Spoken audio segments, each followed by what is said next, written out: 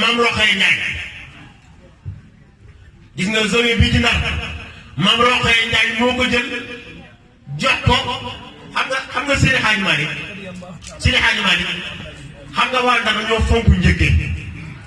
Seydi Hadji Malick bi mu taggee Maam Rokhaya Ndiaye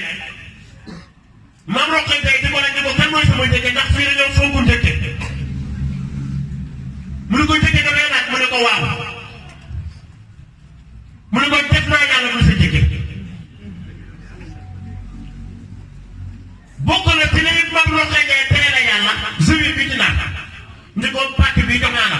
loo ca xam defal gannaaw ba nee nga yàlla mooy sama njëkkee def na jox naa la ko bu la neexee defal néegu yàlla bu la neexee defal jiwaan lu la neex defal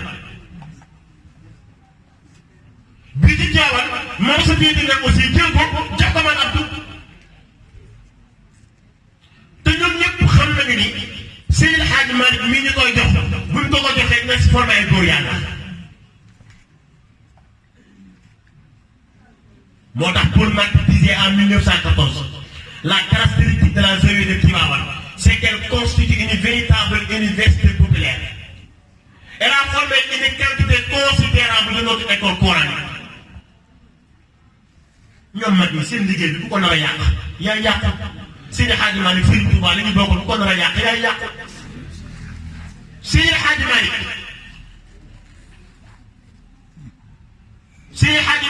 bi muy dem bàyyi na ak ñi ko war a wut Cheikh Ahmadou Bamba bi muy dem bàyyi na ak ñi ko war a wut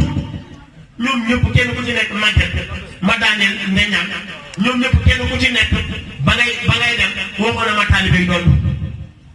déedéet mbir mi dafa am yoon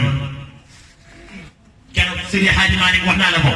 bi mu defee 7 ans pour mu wuy ji boromam keroog ñi nga xam ne ñoo tegoon Seydi Hadji Malick fi mu toog ñoo réñoo ci xadaratul ilahi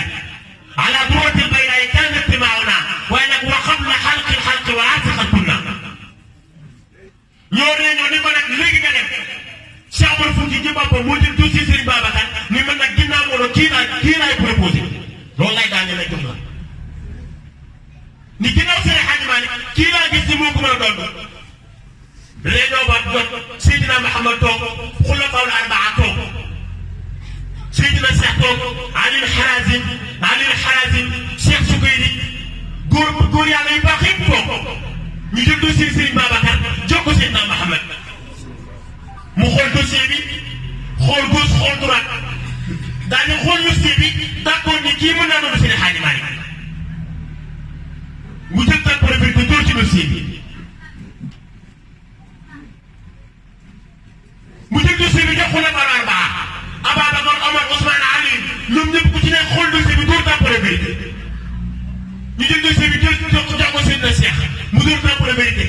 ñu jox ko Aliou Tamasin mu dóor tàmpare vérité ñu jox ko Aliou Harazim mu dóor tàmpare vérité ñu jox ko Cheikh Soukeyri mu dóor tàmpare vérité ñu jox ko Cheikh Omar Fouti Tall mu dóor tàmpare vérité ñu jox ko Seydi Hadji Malick mu dóor tàmpare vérité wala Serigne Cheikh wax ni wa dumta amir al haqi wal sidqi wal wafa rafiqan bi bid'ati turan wa sudiya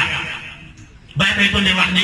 yàlla yónnee Cheikh Tidiane moo doon suñu tànn bay noonu ko seen baa ngoog toogal yaa fi doon xaw si bi tey